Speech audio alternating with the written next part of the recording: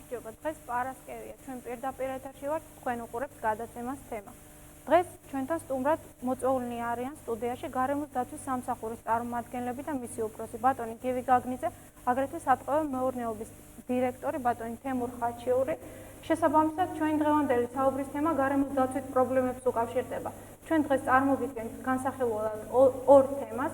პირველი ეს შეეხება სულ ცოტა ხნის წინათ გორის რაიონში ნედლი ნავთობის დაღვრის ფაქტებს, მეორე კი სატყეო პრობლემას, ანუ ხე-ტყის უკანონო ჭრის პრობლემას უკავშირდება. ჩვენ ამ მეორე თემას ცოტა მოგვიანებით განვიხილავთ, ახლა კი მაყურებელს მინდა შევახსენო, რომ ჩვენ პირდაპირ ეთერში ვმუშაობთ. თქვენ შეგიძლიათ ტელეფონის ნომრებზე 8 270 713 და 8 270 710 პირდაპირ ეთერში დაგვეკავშირდებთ და დასვათ თქვენთვის საინტერესო შეკითხვები.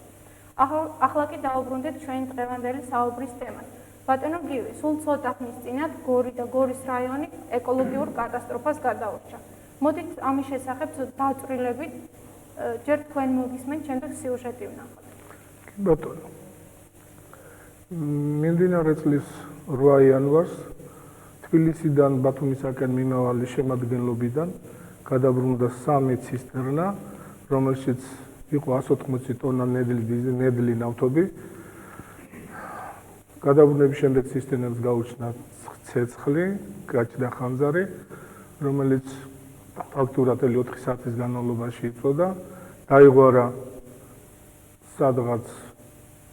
დაიღوارა ამ მთლიანობაში დაიწვა დაორთქლდა 170 ტონა ნედლი ნავთობი და ფაქტურად დაბინძურებული იქნა 4500 კვადრატული მეტრის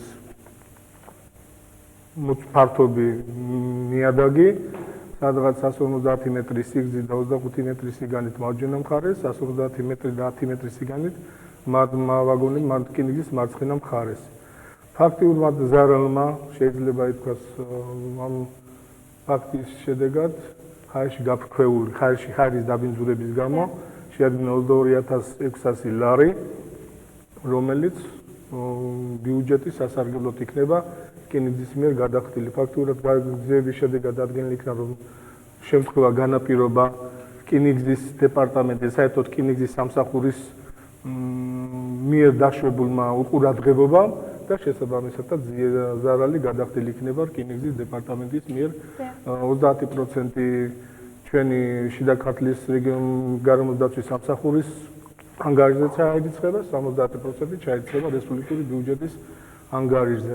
ფაქტურად შეიძლება ითქვას, რომ ქართველთან დაკავშირებით ამჟამად მიმდინარეობს. რაც შეეხება მოსახლეობას, ზარალი ფაქტურად მოსახლეობამ არ მიიღო, თუ არ ჩათვლით ერთ მოსახლეს, რომლის კერძო მეურნეობა რკინიგზასთან მიმდებარე ტერიტორიაზე იყო და სადაც ჩაიღვარა ნავთობი.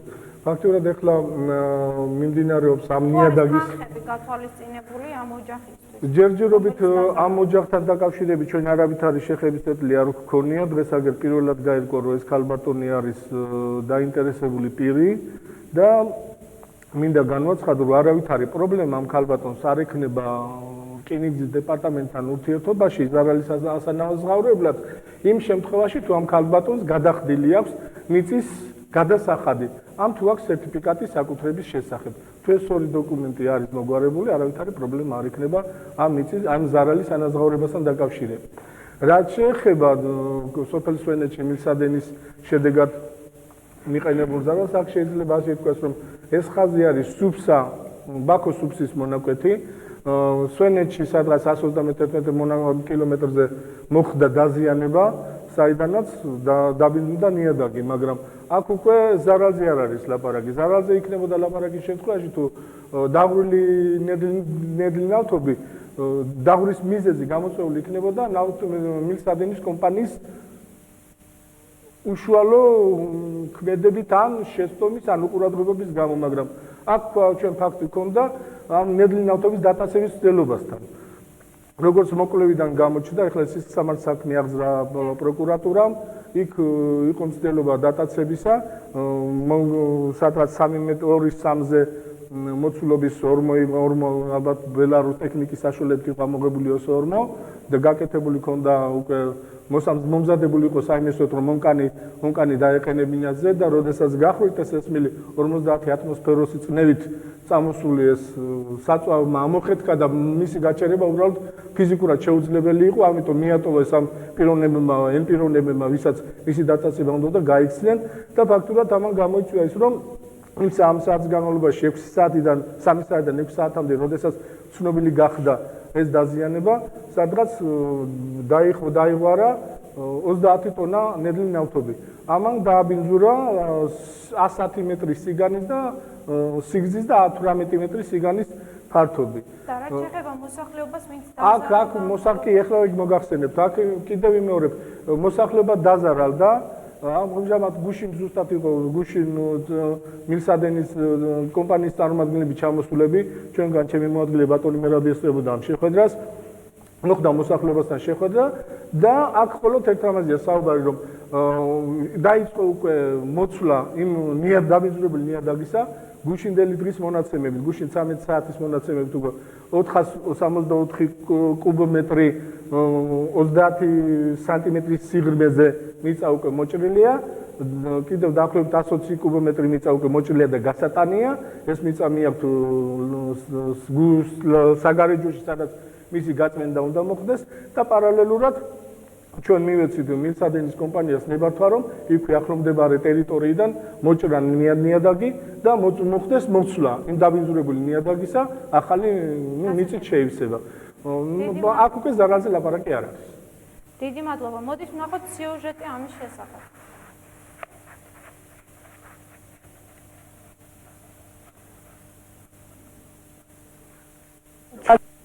ის მიმდებარე ტერიტორიაზე გამავალი ბაქო სუფსის მილსადენის დაზიანება მოსახლეობამ შემთხვევით შენიშნა და სასწრაფოდ დაზიანების სამსახურს შეატყობინა. შეტყობინების შემდეგ შემთხვევის ადგილზე საქართველოს მილსადენის კომპანია, აღმოსავლეთ საქართველოს სუპერლაიზერის, საქართველოს ნავთობის საერთაშორისო კორპორაცია ბაქო სუფსის მილსადენის წარმომადგენლები, უშიშროების თანამშრომლები, რეგიონის სამართალდამცავები და გარემოსა და ბუნებრივი რესურსების დაცვის სამსახურის თანამშრომლები მივიდნენ.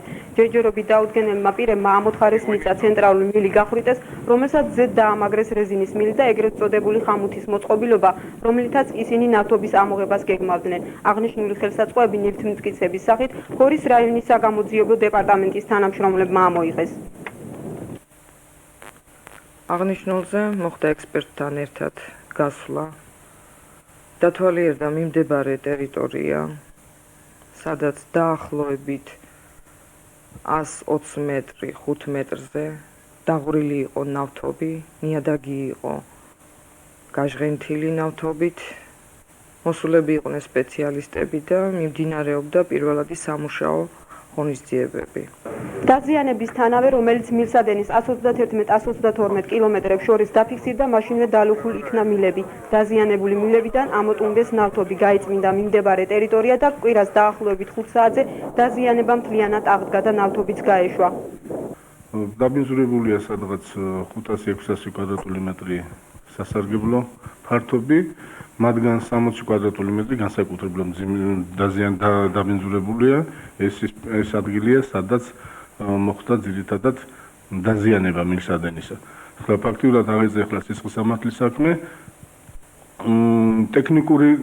თვითონ მილსადენის დაზიანება დამოუკიდებელია მილსადენის დეპარტამენტის სამსახურისა. ეს უფრო მესამე პირის ჩარევით არის გამოწვეული, უბრალოდ ვფიქრობთ, რომ ადგილი ქონდა ნედლი ნავთობის დატაცების მცდელობას. მიმდინარეობს გამოძიება, სავარაუდოდ მილსადენის დაზიანების შედეგად რამდენიმე ათეული ტონა ნავთობი დაიყვარა. ჩვენი პირდაპირ ეთერში ვარ, მაყურებელს მინდა შევახსენო, რომ თქვენ შეგიძლიათ დაგვიკავშირდეს ტელეფონის ნომრებზე 8270 71321 და 8270 71029. ახლა კი მინდა გაცნობოთ, რომ ჩვენთან დღეს სტუდიაში არიან მოსახლეობის ის წარმომადგენლები, ვისაც უშუალოდ შეეხო, ვინც უშუალოდ განიცადა ეს ეკოლოგიური ზარალი. მოდით მოусმინოთ მათ. გთხოვთ მიკროფონი თუ შეიძლება, თქვენ კონკრეტულად თქვენს ნაკვეთში მოხდა ეს ყველაფერი და იქ გქონდათ რამე ხელი თუ არა და ამ დროს რა სიტუაციაში არის ხდება? უშუალოდ ჩემს ნაკვეთში მოხდა, ესე იგი ჩემი სათქმელი და უпроსწორად მე და აგერ ოქროპირიძე გოლიათი აქ გესწრებათ და გვევესწრებით. ჩვენი სათქმელი ბატონმა გივი თითქმის მთლიანად თქვა. დატაცების მიზნით. აი თქვენ რა ზარალი მოგადა? არა, ზარალი თითქმის ჩვენ ზარალი როგორ მოგვადგა იცი, მე როცა გავიგე და ჩემ ნაკვეთშიც არ მიშვებდნენ, მე თავიანთი ის წესები მაგათ აქვს, ხუდი დამახურე სპეციალურად და მიმიშვეს.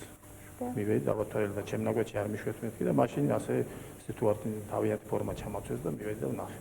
და იქ ხდებოდა ის რომ ნამდვილად აი ხამუთის როგორც ხამუთს უწოდებთ ხოლმე ის იყო გაკეთებული და დაწების მიზნით იყო გათხრილი. მე არ გამოვირიცხა იმ ამბავს რომ ის იყო ნამდვილად მექანიზაციით გაჭრილი, მაგრამ დავათვალე მე ახლო მახლა. არა, ეს გასაგებია. მე მაინტერესებს. ნაკვალი ვერ ნახე. არა, ჩემი შეხედვია.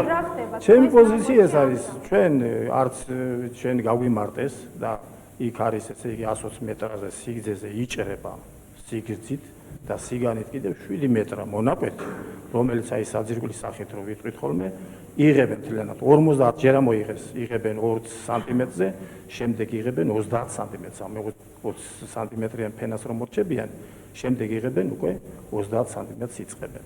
ეს თითქმის დიახ, სულ 50 სანტიმეტრს. მე საუბარი მქონდა მათთან, შევხვდი იქ კარგი ახალგაზრდა. თუ გქონდათ ხეხილი ან რამე? არა, ხეხილი არაფერი არ გქონდა. ეს სოფლიდან მოშორებით არის, ხეხილი არა გვაქვს. ჩვენ არც იმას ვიტყვით, რომ ძალიან მაინც და მაინც ანაზღაურება და მე ერთს ვიტყვით, თუ კი ანაზღაურება იქნება, აგერ მეც და ოქროპირიძე თანახმარის, ისევ და ისევ როგორმე სვენეთის საშუალო სკოლის დაეხმარონ, იმიტომ მათ ფონდები აქვს და თუ კი იქნება შეთანხმების მიზნით.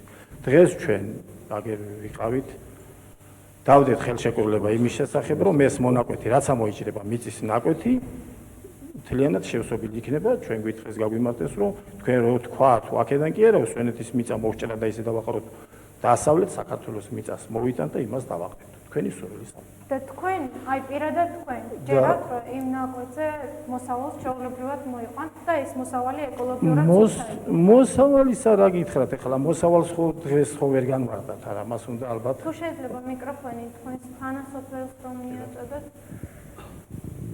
თუ შეიძლება ახლოს დაიკავოთ მიკროფონი ნუ ეს მოხდა რა თქმა უნდა მიკროფონი ახლოს თუ შეიძლება რა შეიძლება უწოდოთ იმ ადამიანს რომელმაც ეს გააკეთა ეს შეარწყვინა მთელი რაიონის მთელი ყველას ნუ შეიძლება ამჟამად ზის და ისიც უსმენს ამ გადაცემას სირცხვილი მას მოხდა რა თქმა უნდა როგორ არა ასე რომ თქვა მე ვიცი მესვის ეს ყველი ამბავია მოსავალი 1-5 წლის განმავლობაში არ მოვა ჯერ ერთი რომ აყრიანი სხვა კატეგორიისა რომელიც დარჩა ის სხვა კატეგორიისა მეურსა გაჟღენთილია ეს მიწა ისეთნაირად რომ ახლა გლეხმა რა თქმა უნდა ეს ვიცით რომ მოერწყობა ეს გავა და აქ 1-5 წლის ამბავში მაინც არ მოვა ეს უბრალოდ მზემან თუ არ დაწვა ეს ადგილი არ გამოაშრო აქ არავითარი მოსავალი არ მოვა ამაში რა ვიცი მე მაშინ ვარ დარწმუნებული მე საერთოდ თუ საშუალება იქნება და ეს ასე იქნება ნუ ყოველივე ეს ასე იქნება იმიტომ რომ უფრო ეს გაჟღენთილია ეს ნიადაგი ეს მზემ არ დაწვა თავისით არ გამოაშრო ეს ვარიანტი არ არის მორწყვის დროს ეს ყველა გლეხმა იცის მოედება ისევე ეს დარჩება ასე ბატონო გივი მე ვიცი რომ ნიადაგი რომ მომზადდეს როგორც ნიადაგი ამას მილიონი წელი ჭირდება და რაც შეეხება აი ამას ამ სიტუაციას იქ შეიძლება ჩაოლებრივად იმუშაოს გლეხმა და მოიყვანოს მოსავალი იმ ტერიტორიაზე. ახლა მაშინ ასეთ აი როგორც თქვენ გარემოს დაცვის გასაგებია ამ შემთხვევაში გარემოს დაცვის სპეციალისტი იმდელა და არ არის სპეციალისტის მოსაზრება არ არის გამსაზღვრელი გამდელდა სოფლის მეურნეობის ფრაგის მოსაზრებები მაგრამ იმის გათვალისწინებით რომ გარკვეული წარმოდგენა მაქვს სოფლის მეურნეობაზე მე ნამდვილად ჩემ უფროს მეგობარს ვერ დავეთანხმები და მინდა განვაცხადო რომ აბსოლუტურად იმ ფენის მოხსნის შემდეგ რაზეც არის ლაბარაკი 50 სანტიმეტრის სიღრმე დათელი სიგრძეზე რაზეც იმ 100 მეტრის სიგრძის მონაკვეთის ამ თელ ფართობზე მიწის შეცვლის შემთხვევაში არავითარი გართულება იქ არ იქნება ამის გარანტიას მე ბატონო გაძლევთ ხელი არა მიკროფონის გარეშე თქვენი ხმა არის მას უკრავ კი ბატონო სწორედ გამდებით მაპატიეთ გაწყვეტინებთ საერთოდ დიდ ბოდიშს მოგიხდით მაგრამ იყრება სხვა მიწა ეს სხვა კატეგორიაა ადგილობრივი სხვა კატეგორიაა.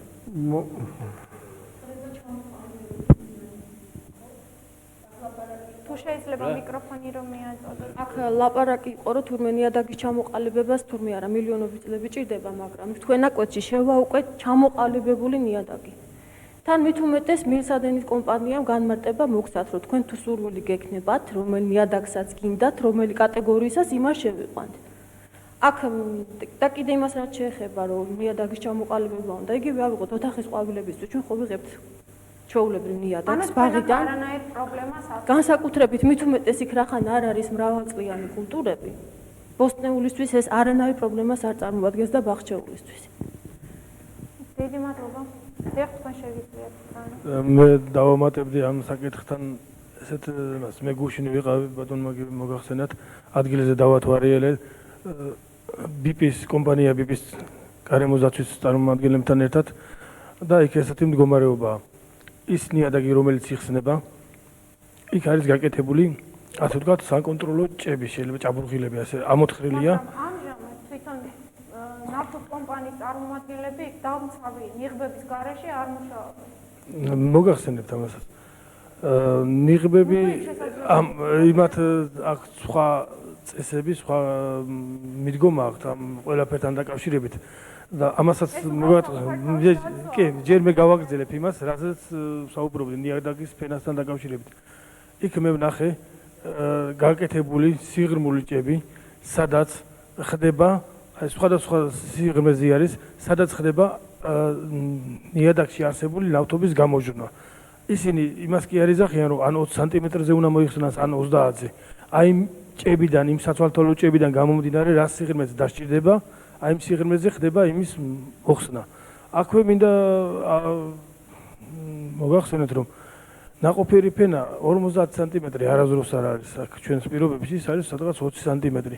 ისე რომ სავსებით იქ შევა ნაყოფიერი ფენა და სავსები დამაკმაყოფილებელი უნდა იყოს. მე არ გამოვირიცხავ რაღაც იმას, მაგრამ დამაკმაყოფილებელი უნდა იყოს ეს შეტანილი ფენა იმ ტერიტორიაზე. ეხლა რაც შეეხება იმ შემთხვევაში აი მე როგორც ამ სამსახურის ხელმძღვანელი და ჩახედული ამ საქმეში მოგეხმარები ყველანაირად თუ მან არ იმ შეტანილმა მიწამ არ გაამართლა და მოსავალი ვერ მიიღეთ ხო მოგეხმარები ყველანაირად თუ მიწა ნიად მოგიცვალონ ნაკვეთი მაგრამ გარანტიას გაწვით არავითარ გართული არ გეკეთებ ძალიან კარგი ეს იყო გარემოს დაცვის სამსახურის უფროსის პოზიცია ამ საკითხთან დაკავშირებით ჩვენთან სტუდიაში იმყოფება ქალბატონი, რომელმაც განიცადა ზარალი მიადგა მას უშუალოდ ამ ნავთობის დაღურის შედეგად სოფელ ქვახრელში უკაცრავად. ქალბატონი, მოდით გვიანბეთ, აი რა მოხდა თქვენს ნაკვეთში და რა მდგომარეობაშია ამჟამად? ჩემს ნაკვეთში მე ჩავედი და დავათვალიერე, 3 ცისტერნა იყო გადავარდნილი, რომელიც ასე იყო გადაუმუშავებელი ნავთობით და შეიცავდა სადღაც 130 ტონა გადაუმუშავებელი ნავთობს. მთლიანად ჩემი ბაღი დაზარალებულია. იქ მქონდა დათესილი კულტურული მცენარეებიც და მქონდა კიდევაც დათესილი ნარგავებიც. ხო და შემოღობილი მქონდა ნავთული ბადით 4-ვე მხარეს, რკინის ბოძებით და სანამ ეს იყო კომუნისტური პერიოდი და შემდეგ მოხდა ნაკვეთების პრივატიზაცია იმ პერიოდიდან მქონდა საქონლის საჭმელი დათესილი ეგრეთ წოდებული იონჯა და ვიღებდით ხოლმე წელიწადში 4 მოსავალს ეხლა არ ვიცი ეს მამაჩელის პერიოდიდან ვლაპარაკობ ესე იგი დაახლოებით 20 წელი ამ ნაკვეთს ვუვლით ჩვენ 20 წელი და თუ ამის გადასახადი მე არ გადამიხდია ეს ჩემი დანაშაული ნამდვილად არ არის და ჩემი ოჯახისა ეს თვითონ უნდა გადასახადზე არ არის აქ საუბარი აქ საუბარი არის თუ გქონდათ თქვენი დათესილი რამე 20 წლის განმავლობაში ხმაურობდით ამ ნაკვეთს 20 წლის განმავლობაში ამჟამადაც დიახ აი იქ გქონდათ რამე ნარგავები ნარგავიც იყო და ნათესიც იყო და გნებავთ თუ სიუჟეტი გაქვთ აჩვენოს და ჩვენ მოწვეულ სტუმრებსაც და ტელემაყურებლებსაც და რა გქონდა თქვენ რომ კენკროვანი ხეხილი იყო რამოდენი ახალი ჩაყრილი ეს იყო კაკალიც ალუბალიც სხვადასხვა ხილი და ნუ მეტწილად ახლა ხან მივიღეთ 15 მიასედი პრივატიზებული ნაკვეთი, იმის შემდეგ იონჯას ვთესტით. და ეხლა თქვენ როგორ ფიქრობთ, იქ იონჯა მოვა კიდე? არავითარ შემთხვევაში. რატომ ფიქრობთ? იმიტომ რომ 130 ტონა ნავთობი სადაც ჩაიღვარა, ხო? იქ აქ საუბარი იყო მე რამდენადაც ვიცი ზარალის ანაზღაურებაზე. დიახ. საგზაო უკაცრავად რკინიგზის დეპარტამენტის მხრიდან და თქვენთან თუ მოსულა ვინმე? არავინ არ მოსულა, არავინ არ შემხმიანებია და ზარალი განვიცადა, იმიტომ განვიცადა რომ რკინის ბოძებით მქონდა სულ შემოღობილი, რკინის კარით და ბოქლომით. ჩადიოდა ჩემი მეუღლე ხან ბოქლომი იყო გაფუჭებული, გააკეთებდა ხელახლა, ხან მართული იყო. მაგრამ ნიადაგი არასდროს დაბინძურებული არ ყოფილა. არასოდეს. პირიქით, ჩვენ ეს ყამირი მიწა დავამუშავეთ, გავასუფთავეთ ეკლიანი მაყულის ბუჩქებით, აკაციის ნარგავებით და გამოიყურებოდა ძალიან კომფორტულად და ძალიან მოვლენად. იმიტომ რომ ეს იყო ჩვენი შემოსავალი წყარო. სანამ და რას აპირებთ ახლა? თქვათ აი ეს ნაკვეთი დარჩა ესე, რომ ზარალიც არ ეს გამოვედით პრინციპში იმ ნაკვეთიდან. ყველა ნორმალური ადამიანი იმის მომფიქრებელი იქნება, რომ არაფერი აღარ მოვა. შეიძლება საუკუნემაც გაიაროს. ვის უნდა მოსწოვოთ პასუხი ამ ყველაფერზე? ეს თქვენს გამო არ მოხდა? ეს ჩემს გამო არ მოხდა. მე რა ვიცი, ალბათ ბატონი აკაკი ჩხაიძე არ დოქტორს უყურადღებოთ და გამოგვიყოფს იმდენ თანხას მაინც ჩემმა მეუღლემ და ჯერ ჩემმა მამამ, რომელიც იყო რამდენი დრო გავიდა მას შემდეგ? რის შემდეგ? ეს ავარია მოხდა. ეს მოხდა 8 იანვარს. ანუ თვეზე მეტია გასული. არა. ნახევარი თვე არის. დიახ. არავის არ მოუკითხებია და მეც არავის არ მიმიკითხავ სხვათა შორის. იმიტომ იმედი მაქვს ბატონი აკაკი ჩხაიძის, იმიტომ რომ არ ამგონია რომ დატოვოს უყურადღებოთ და ნაწილი თანხა არ მოგვაწოდოს ჩვენ. იმიტომ რომ მამა ჩემი იყო ომისა და შრომის ვეტერანი, რკინიგზელთა ოჯახიდანვე წარმომადგენელი. რომ ზარი არის უკაცრავად მე ვერ გავიგე. ზარი არ ყოფილა. ხალბატონ თქვენ შეგიძლიათ განვიხილოთ საუბარი, ესე იგი თქვენთან არავინ არ მოსულა და არც მე მიმიკითხავს არავისთვის. ბატონ გივი, თქვენ თუ გაქვთ ინფორმაცია ამ ყველაფერზე? აი ამ შემთხვევაში გარემოს დაცვა მოხდა თუ არა? რა არის იცით, ამ შემთხვევაში მე ქალბატონს უთანაგზობ და ძალიან განვიცდი მის ასეთ ზარალს. კერძო საკუთრებაზე მიყენებულს, მაგრამ ვერაფერი დაეხმარა. არა, ამ შემთხვევაში მე მართლა ვერაფერი არ დავეხმარები. ეს ყველაფერი გადასაწყვეტია რკინიგზის დეპარტამენტის მიერ. და ამდენად მე კიდევაც გაკვირვებული ვუსვენ 16 დღე გავიდა, მაშინ და რატომ ერთხელ მაინც არ მიმართა რკინიგზის დეპარტამენტს, ან ჩვენთან მოსულობდა ჩვენ ამიერად მივიხმურებით, რომ იქამდე ხმა მიეწვდით. და რაც შეეხება გარემოსთვის მიყენებულ ზარალს, თქვენ თუ გაქვთ ეს ყველაფერი აღწერილი? აი რა ზარალი მიადგა ამ შემთხვევაში? ხო მე წერგან თქვი და კიდე მინდა გავემეორო ჯერ ერთი რომ 4500 კვადრატული მეტრი იქნა დაბინძურებული, რომელიც აღდგენას საჭიროებს. წერგან დაასახელეთ ეს ყველაფერი. 22600 ლარი. არა მარტო თანხობრივად, არამედ გარემოს თვითონ რა ზარალი მიადგა, რომელიც ლარებში მე ვფიქრობ არ გაიმზომება ეს ყველაფერი. დაიწვა ნედლი ნავთობი, ჰაერში გაიფქვა ჰაერში და ჰაერში გაფქვეულმა. აი გაფქვევა მიაყენა გარემოს ზარალი, რომელიც 170 ტონა ნედლი დიზელის დაწვევით არის გამოწვეული.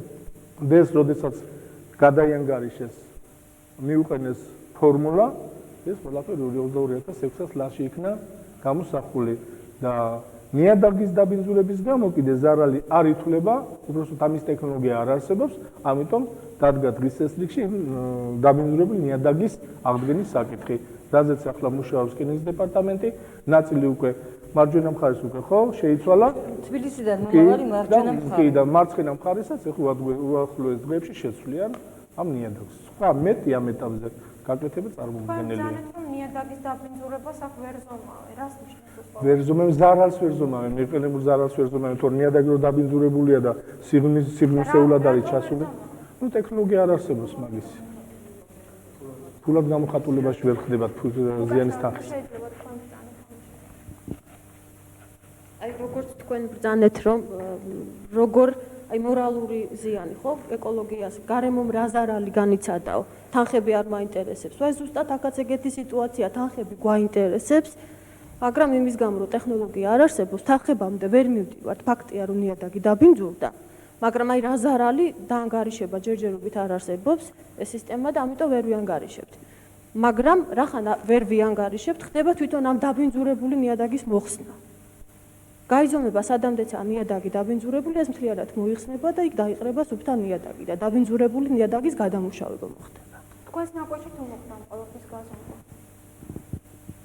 მე არ მინახავს პირადად თურმე აუღიათ ეს დაბინძურებული ნიადაგი, მაგრამ რამდენი უნდა აიღონ, ისე რომ 130 ტონა ნავთობი შიგარის ჩაყრილი. არ არის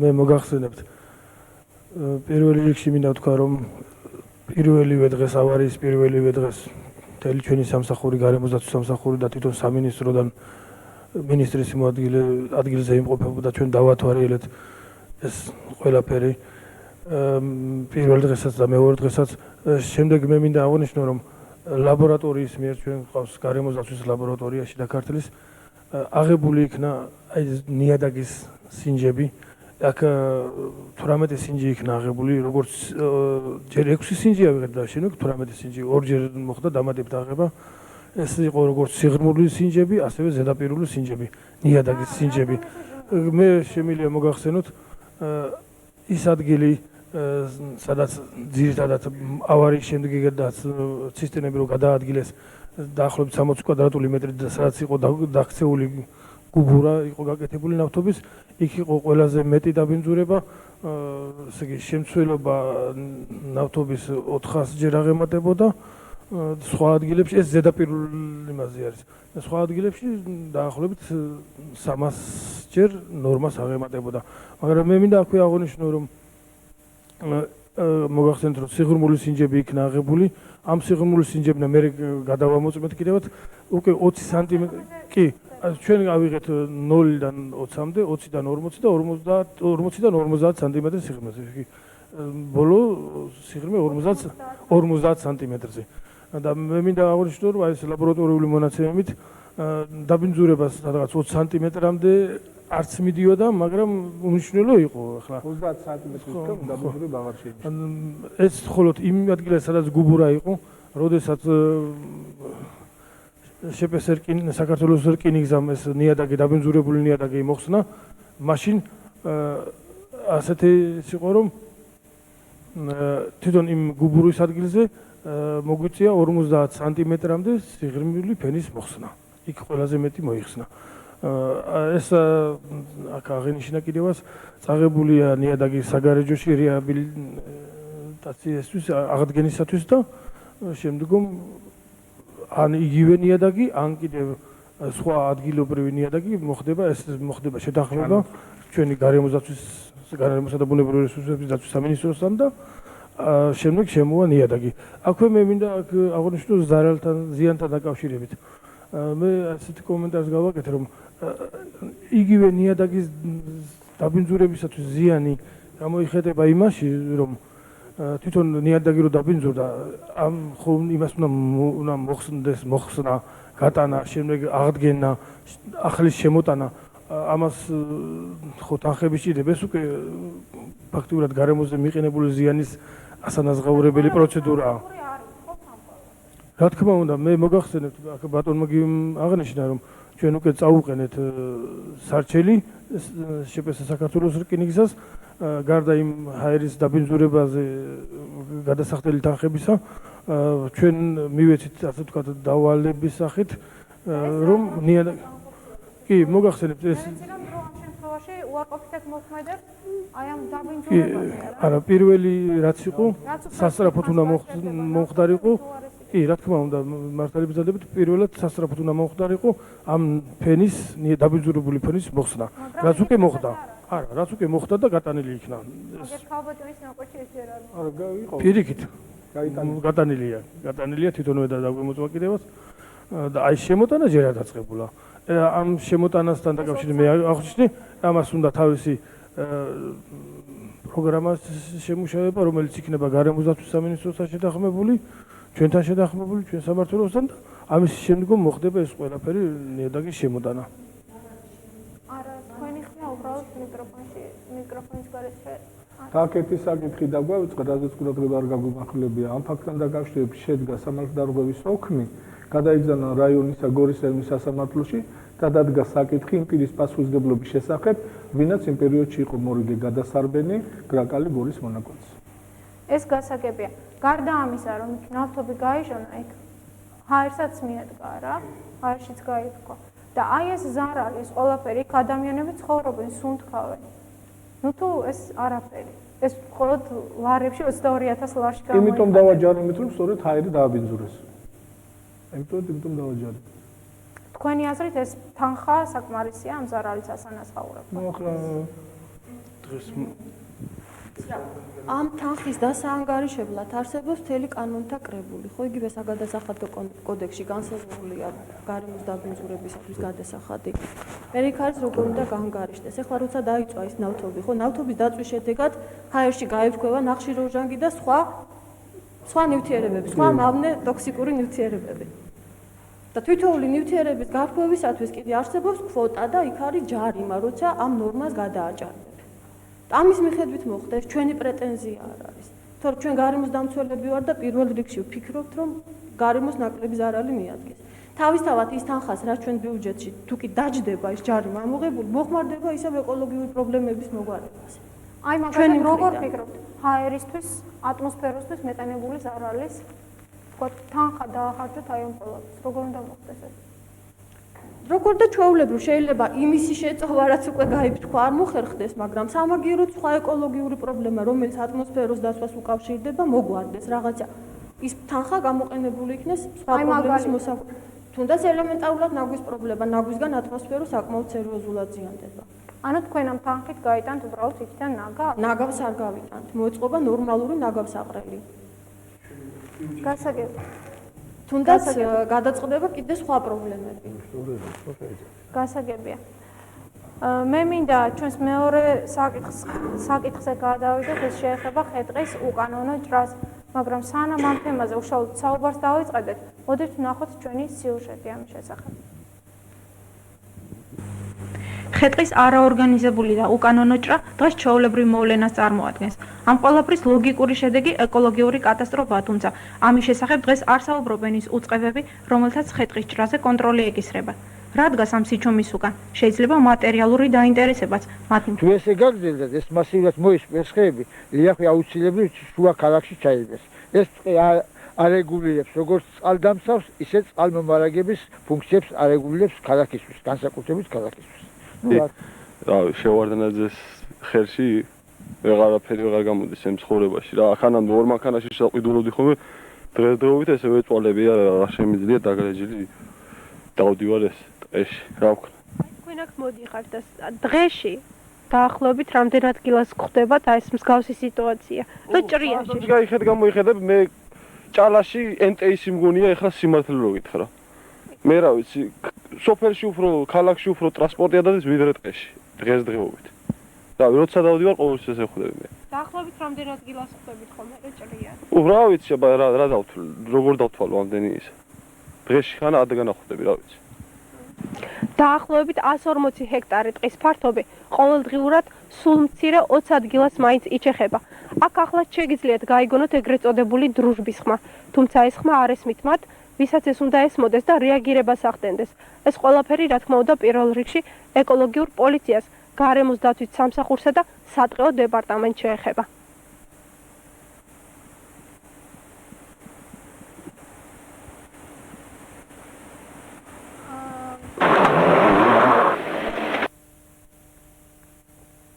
ეთერში ვართ. ჩვენ ისე პირდაპირ ეთერში ვართ, ბატონ თემურ. მე მინდა თქვენ კომენტარი გთხოვოთ ყოველივე ნანახის შესახებ.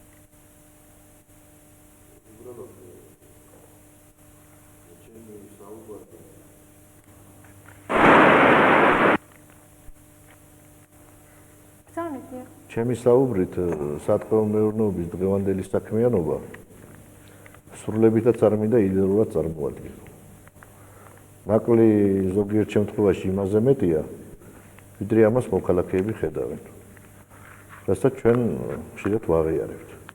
მაგრამ სიუჟეტში მოყვანილი ფაქტები ჩვენ მაგალითად ვერ გამოგვადგება სატყეო მეურნეობას რამე თუ აქ ნახეთ ეგრეთ წოდებული ქარსაფარი ზოლები, არა, ეს ქარსაფარი ზოლები არის. ჭალის ტყეები, რომელიც მე დამერწმუნეთ, რომ ზუსტად ასეა, რასაც ვიძახი და თქვენ სად იყავით, მე არ ვიცი, მაგრამ სიუჟეტში მოყვანილი ფაქტები სატყეო-მეურნეობის ტერიტორიას არ განეკუთვნება, მე რამდენადაც ვიცი. თუმცა მე იმას აღვნიშნავ, რომ უკანონო ჭრები სატყეო-მეურნეობაში არის, იგი გასული წლის მონაცემებით 250-მდე კუბომეტრს შეადგენს და ეს 250 კუბომეტრი მოდის 35,000 ჰექტარ ტყით დაფარულ ფართობზე, სადაც ხე-ტყის საერთო მარაგი 5 მილიონი კუბომეტრია. თვლი რომ არ უნდა იყოს, რა თქმა უნდა, მაგრამ რომ არის, იგი საგანგაშტო სრულებითაც არ არის. მე თავიდანვე გითხარით, რომ იდეალურად არ უნდა წარმოადგინო, მაგრამ ხე-ტყის უკანონო ჭრა სოციალური მდგომარეობიდან გამომდინარე, რაც დღეს ქვეყანაში და იგივე გორის რაიონში არსებობს, განყენებულად არ შეიძლება წარმოვიდგინოთ. ეს მხოლოდ სოციალური მდგომარეობის გამო ხდება? მე რატომღაც დასაბუთებულად შემიძლია ვთქვა, რომ არიან ისეთი კატეგორია ადამიანებისა, რომლებიც სამასალე ხე-ტყითაც სარგებლობენ, მე საუბარი მაქვს დატაცების ცალკეულ შემთხვევებზე და არაერთია გამომილებული მთელი წლის განმავლობაში, რომელიც შესაბამისად გადაცემული იქნა სამართალდამცავ ორგანოებს, რამოდენიმე საქმე წარიმართა სახალხო სასამართლოში და შესაბამისი განაჩენები არსებობს ამასთან დაკავშირებით. მაგრამ ძირითადში მე ვთვლი, რომ როგორც ამ დარგის ხელმძღვანელი, სატყეო-მეურნეობის დირექტორი, მეტყევე სპეციალობით, რომ სოციალური მდგომარეობიდან გამომდინარეა.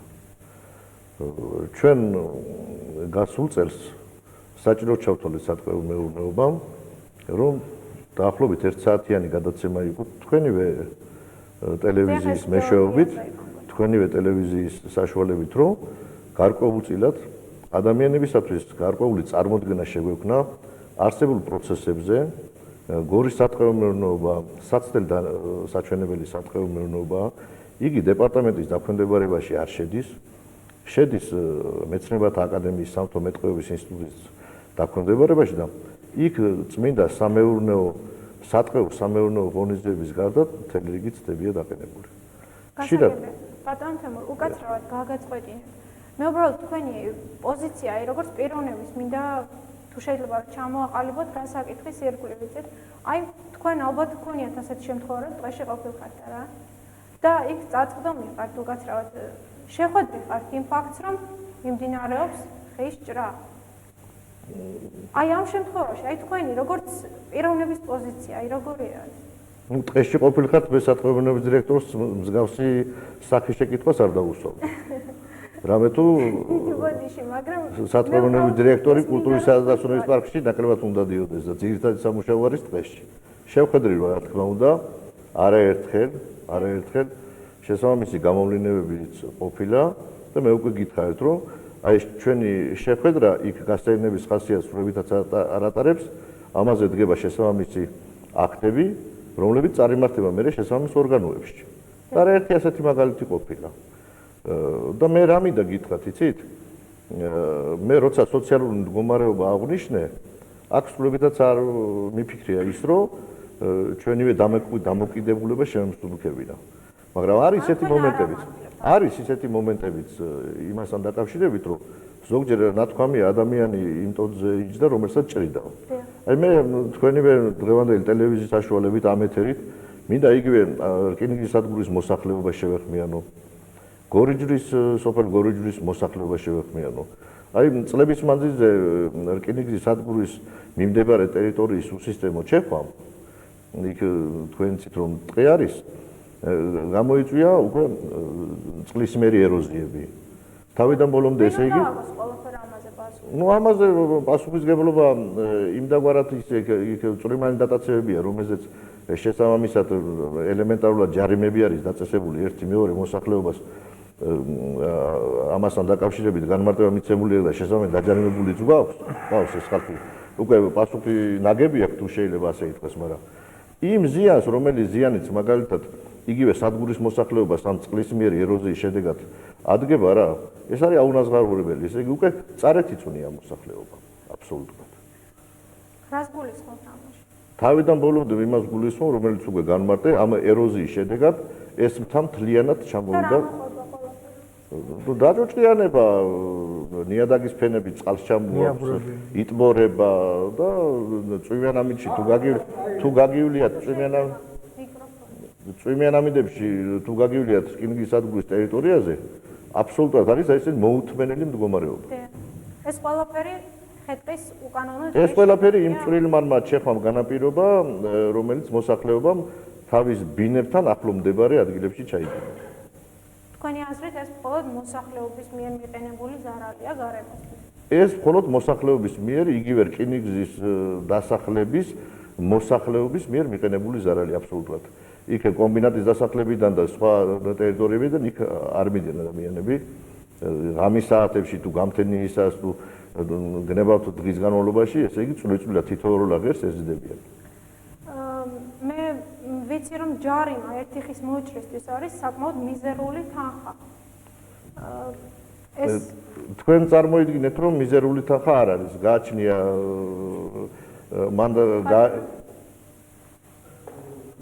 მიზერული თანხა სრულებითაც არ არის, იგი სოლიდურ თანხებშია, ზარალის გაანგარიშებას შესაბამისი მეთოდიკა არსებობს და ერთი მანქანის დატაცების შემთხვევაში ზარალის თანხა ხშირად 800 ლარსაც შეადგენს. რაც შეეხება ერთი ხის მოჭრას შესაბამისად გააჩნია, ესე იგი რადიამეტრისა, რაჯიშია, ამას აქვს ყველაფერს, ესე იგი შესაბამისი გათვლა.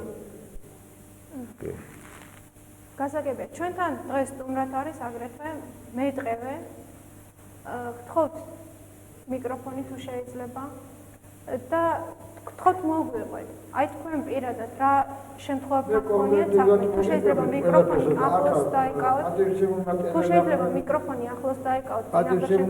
მაყურებლებმა ისე არ გამიგონო, მე მოსახლეობა არ ვითვალისწინებ იმას სოციალურ მდგომარეობას ან იმას, მაგრამ პირადად მე მინდა ვთქვა ის, რომ მოსახლეობის სოციალურად გაჭირვებული ხალხი ვერ სარგებლობს იმ სარგებლობენ, ვისაც 200, 2000 და 3005 ვაშლი მოსდის. აი ეს სარგებლობენ ამით ტრანსპორტი მათ დახავთ ყველაფერი. გაჭირვებული მოსახლეობა თუ ვინაც ავეთ ადგილზე შევაბოდოთ, დღესაც არ მე იხოცებიან სიმშილითაც და სიცივითაც. თქვენ როგორც მეტყევე, გქონიათ ასეთი ფაქტები, რომ მასობრივი წლევანდლამის მე მაპატიოს ახლა თემურ ხაჩიოს მე ძალიან კარგად ვიცნობ, ბატონ მერაბის გარემოს დაცვის უფროსას მერაბსაც კარგად ვიცნობ, შეწუხებული ვიყავს მთელი ის.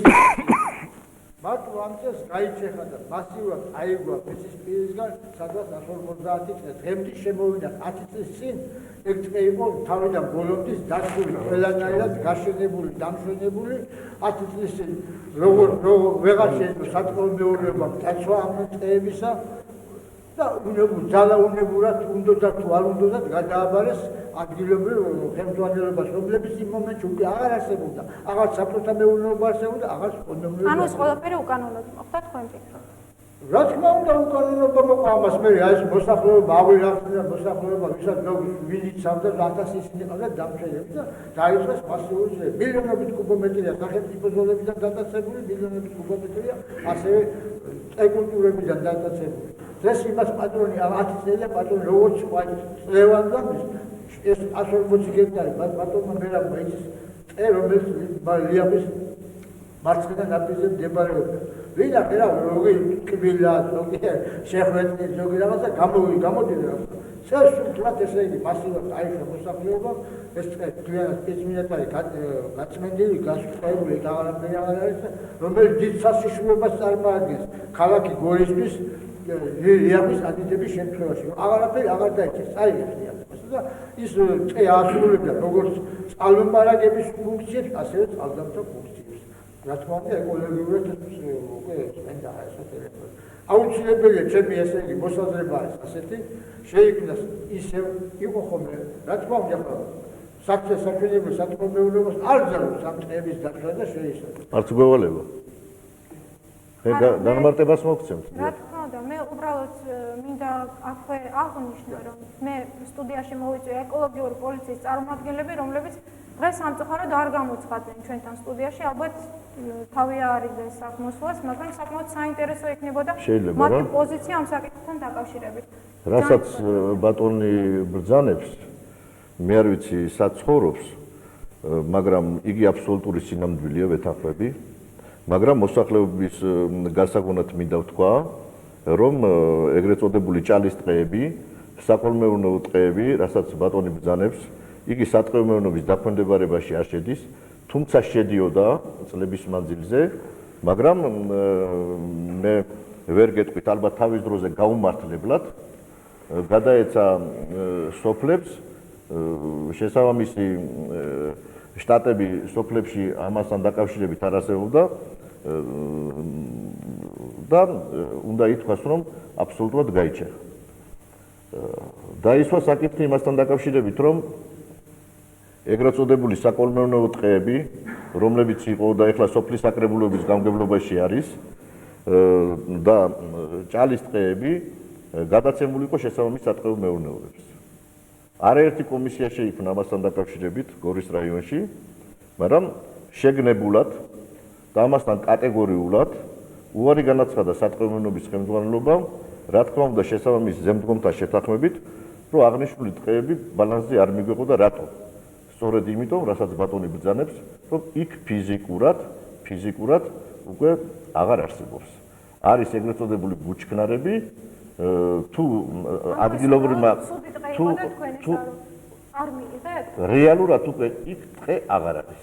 მე ამის თქმა მინდა, მაგრამ აღნიშნული რომც მიგვეღო, არსებობს შესაბამისი პრობლემები იმასთან დაკავშირებით, რომ აღნიშნული ტერიტორიების სატყეომეურნეობის დაქვემდებარებაში რომ გადასულიყო, დაახლოებით 30-40 ერთეული საშტატო ერთეული ეს ამ მხედველობაში უნდა აუცილებლად ცენტრალური ბიუჯეტიდან დაფინანსებულიყო, რის საშუალებაც ამჟამად ცენტრალური ბიუჯეტს არ გააჩნია. ელემენტარულად ვერ მოვიტყოდით ამას.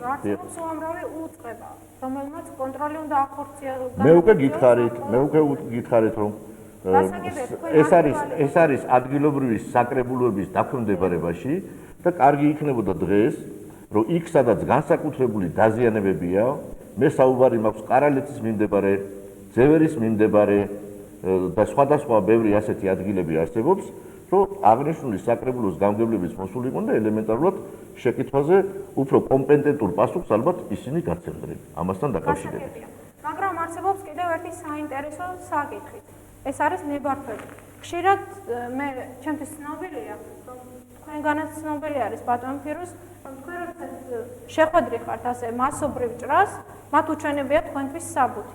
საიდან ყოფილა ეს საბუთი? ნებართვები კი აქვს, ვიღაც ეს, მაგრამ ვისგან აქვს ეს ნებართვები? აი საიდან არის ამას ვერ გაიგე, არ არის კონკრეტულად არ გაიგე. ქარსაფარი ზოლების, ეგრეთ წოდებული სახელმწიფო ზოლები არსებობდა. შესაბამისი ნებართვის გამცემი უწყება არის გარემოსდაცვის სამსახური, მაგრამ მე რამდენადაც ვიცი, ასეთ შემთხვევაში გარემოსდაცვის სამსახური ყოველთვის თავს იკავებს ამ ქარსაფარი ზოლების გაჩეხვაზე, ჭრაზე უпроსტად გაჩეხვას თავი დავანებოდა ჭრა დავარქვათ. ამა თუ რა თქმა უნდა ელემენტარულად გამონაკლისი შეიძლება დაუშვან იმ შემთხვევაში, მე მაპატიე ბატონმა გივიმ რომ პასუხს ვიძლევ ამასთან დაკავშირებით, თუ სცენარების ერთი ნაწილი არის ამორტიზირებული. ერთი განმარტება. მე საერთოდ დღეს კონკრეტულად ამ ნავთობის დაბრის საკითხთან დაკავშირებით ვიყავი მოწვეული, მაგრამ საკითხი რამდენადაც ისეთ დარგს შეეხო და გარემოსდაცვის კუთხით სამსახურს შეეხო, როგორიც არის ტყე და ტყის დატაცება. უბრალოდ კომენტარი არ გავაკეთო, უბრალოდ წარმოუდგენელია. ბატონი თემური მას ბრძანა და მეც როგორც პირიქში ქართველი და ჩემი ქვეყნის მოქალაქე და ჩემი ქვეყნის პატრიოტი ძალიანაც მაწუხებს და მაგრათაც მაწუხებს ის რაც ხდება ქვეყანაში. ეს არც გორზია მხოლოდ ლაპარაკი, არც და ქართლ ლაპარაკი, მთლიანად საქართველოში არის კატასტროფული მდგომარეობა ტყის დატაცებასთან დაკავშირებით. რომ დავდგეთ მე და ბატონი თემური. მოდით რა კი თქვენ განიზრახეთ რომ ამაზე ისაუბროთ. მოდით თქვათ მაშინ იმ ნებართვების შესახებ. მაგაზეც ვიტყვით. ვერც ბატონი თემური, ვერც მე ვერ მივცემ ჩვენ თავს იმის უფლებას, რომ დავიწყოთ იმის მტკიცება, რომ გორში, გნებავს, კასპში, ქარელში და სამაჩაბლოში ტყე არ დაცემა. ეს არის პარავენ და არ არის დატაცება დღისა. რას ნიშნავს იმას, რომ თქვენ ცუდად მუშაობთ? არა, მასე არა. აქ ახლა როგორ არის, უბრალოდ როდესაც გარემოს დაცვის სამსახურზე არის საუბარი და ლაპარაკი იმაზე გარემოს დაცვის სამსახური როგორ აკონტროლებს დღეს, აქ ამოსავალი წერტილი უნდა იყოს კანონმდებლობა. კანონმდებლობა არის უფლებას მადლოს მიერ. მე მხოლოდ იმ შემთხვევაში შემიძლია დღის დატაცების ფაქტი დავაფიქსირო, თუ კონკრეტულად დღეში დავიჭირე მე დამნაშა. გზაზე რომ დავიჭირე, გზაზე რომ დავინახო მანქანის მომავალი დატვირთული ხეტყი. სამხრეთ ხალხში რომ შევიდე, ხო? და დავინახო ეს დუნება დაყრილი ხეტყი. ენ რაოდენობის ხეთქე მე არ მაქვს უფლებას დავაფიქსირო. ამისაც არის სხვა უწყება. ბატონო, ეს ერთი მომენტი. დღეში და უამრავი ფაქტი ვნახე. სადა ნახეთ ერთი, როდის ნახეთ? ხო გქონდათ მე გადაგებოთ, ხო გქონდათ ვიდეო და ტექნიკა, აპარატურა ხო გქონდა და მიფიქსირებინა. იყო ის გადაღება. ეს ერთი მომენტი. ეხლა მეორე მომენტი. ამაში დაგვადანაშაულებ. არა, მე ვინ ამბობს რომ ხეთქი არ ხდება დატაცება, ხდება, მაგრამ ხდება კი. დაზარავდეს, ეს არ მინდა, უბრალოდ ეს იმდენად მასობრივია. მაშინ ერთმა ადამიანმა უნდა იცნიოს, ეს უბრალოდ უსამართლობა. ეს მასობრივია, ამიტომ თქვენ მე მაინტერესებს. ნუ თუ ასეთი რთული არის თქვენი სამსახურის მხრიდან ამ ფაქტზე წასწრება, ასე ვთქვათ. მე ვინ გეუბნებო თუ არა გვაქვს ფაქტები? გასულ წელს 35 ფაქტი არის მასეთი დაფიქსირებული. წელს უკვე 16 ფაქტი არის მაგალითად 24 დღის განმავლობაში. გვაქვს ეს ფაქტები, მაგრამ აქ სხვა რამეზეა ლაპარაკი. დიახ, მაშინ ქარსაფარის ზოლებზე ფიქსირებული ყველაზე ესეთი მსხვილი პარტია, რომელიც ქარელში და სამაჩაბლოდან. და რა რაოდენობის ხეთყე გადიოდა? 8-9 კუბომეტრი. ერთ მანქანაზე მეტი არ ეტევოდა ახლა. ეხლა რაც ყველაზე მთავარი საკითხია, რაზეც ეხლა როგორც მე გავიგე, სიუჟეტიდანაც ნაწილი ამ ფაქტზე გამახვილებული ქარსაფარი და მინდორ საფარის ზოლი. როდესაც ამ საკითხზე ვლაპარაკობთ, უნდა გამსაზღვროთ ერთი რამე. რას წარმოადგენს ქარსაფარის ზოლი? მინდორ საფარი და ქარსაფარის ზოლი ემსახურება ნიადაგის დაცვას, ნარგავების დაცვას, ხეხილის დაცვას, ხო? 40-იანი წლების ბოლოს დაიწყო გორის რაიონში მინდორ საფარის ზოლების გაშენება. 2-4 მწკრივის რაოდენობით.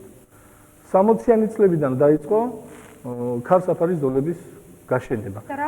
მე ისიც თქვა მინდა, ეს ყველაფერი შეიძლება ჩემი მხრიდან ეხლა ამის თმა ეკრანის საშუალებით არ არის მიზანშეწონილი, მაგრამ უბრალოდ ელემენტარულად სიცხადე რომ შევიტანოთ. ეს ის ნარგავებია, რომელიც უკვე ამორტიზებულია. მაგრამ ამას თავისი სისტემა უნდა. სწორედ ამიტომ ჩვენ დავაყენეთ საკითხი სამხაროო ადმინისტრაციის წინაშე, იმის გამო რომ უსისტემოდ ხდება ქარსაფარის ზოლების გაჩეხვა, საკრებულოს ბალანსზე გადაეცათ ქარსაფარის ზოლები, მიეცათ მე რაიონული გამგეობისათვის უფლება, შექმნილ იყო რაიონული კომისიები, სოფლის თემის ერთი წუთი.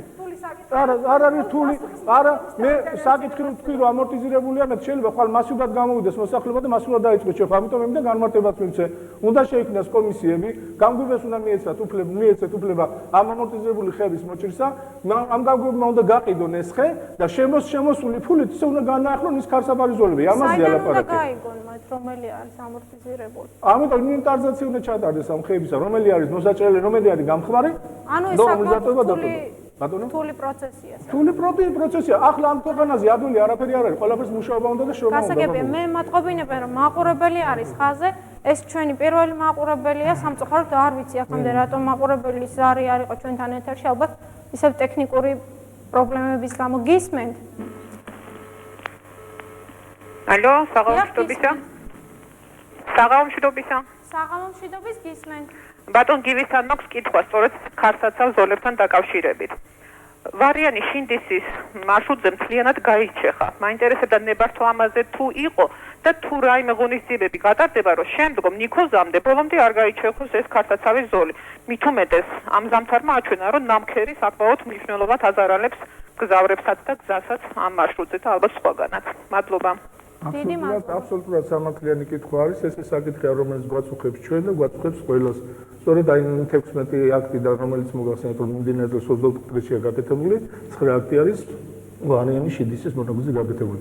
იქ მასიურად დაიწყო მოსახლეობამ ხის გაჩეხვა და ეს პერმანენტულად ხდება რაღაც საკრებულის მიხედვით. დაიწყო ძევერი და შარშან იყო მეჯრისხევის ზონაზე, დღეს დაიწყო ვარიანის შიდისის ზონაზე. გახსოვთ თქვენ შარშან ანალოგიური გადაცემა გავაკეთეთ თქვენი გადაცემით და რეალიტის საშუალებით, როდესაც მასიურად გავედით და გადავიღეთ. ეხლა ანალოგიურად უნდა გავაკეთოთ ეს ვარიანში. ერთი რამე მოსახლეობას უმარტოდ მაგერიგებენ, რომ თავიანთ თავს აღარიბებენ ამით. ქარსაფარის ზოლის განადგურებით მიწას აუბედურებენ, მიწას აღარიბებენ. რაც შეეხება მეორე დეტალი, ბატონო გევი.